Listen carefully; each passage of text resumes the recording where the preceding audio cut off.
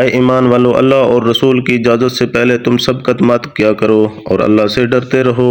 بے شک اللہ تمہارے سب اقوال کو سننے والا اور تمہارے سب افعال کو جاننے والا ہے۔ اے ایمان والو، تم اپنی آوازیں پیغمبر کی آواز سے بلند مت کیا کرو اور نہ ان سے ایسے کھل کر بولا کرو جیسے تم آپس میں ایک دوسرے سے کھل کر بولا کرتے ہو، کبھی تمہارے اعمال برباد ہو جائیں اور تم کو خبر بھی نہ ہو۔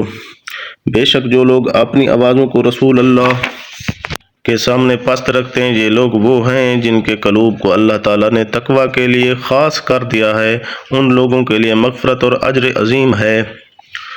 جو لوگ حجروں کے باہر سے آپ کو پکارتے ہیں، ان میں سے اکثروں کو عقل نہیں ہے، اگر یہ لوگ ذرا صبر اور انتظار کرتے یہاں تک کہ آپ خود باہر ان کے پاس آ جاتے تو یہ ان لوگوں کے لیے بہتر ہوتا، کیونکہ ادب کی بات تھی۔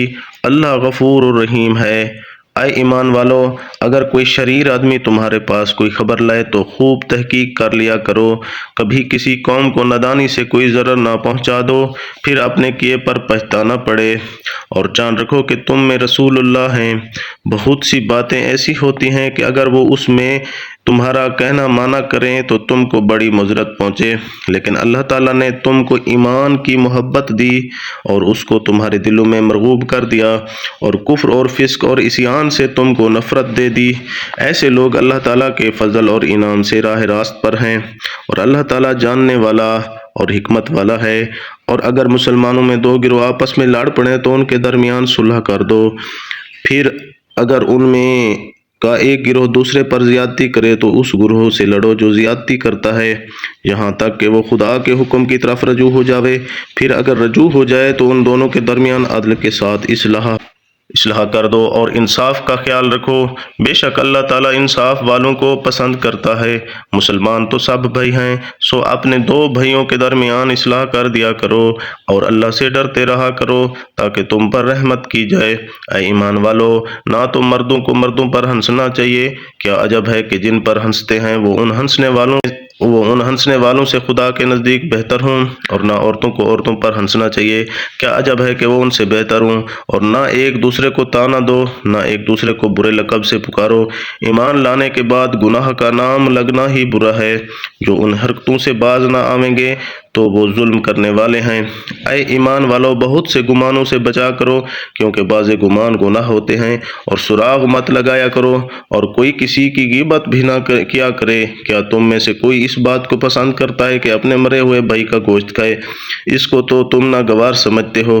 اور اللہ سے ڈرتے رہو، بے شک اللہ بڑا توبہ قبول کرنے والا مہربان ہے۔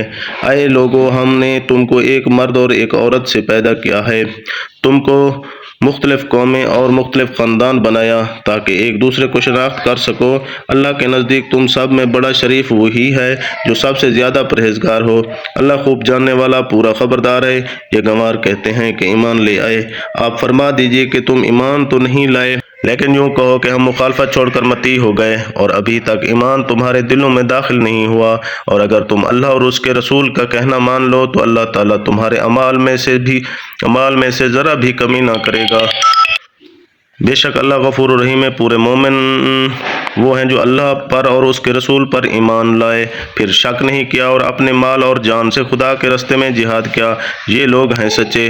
آپ فرما دیجئے کہ کیا خدا تعالیٰ کو اپنے دین کی خبر دیتے ہو، حالانکہ اللہ کو تو سب آسمانوں اور زمین کی سب چیزوں کی خبر ہے۔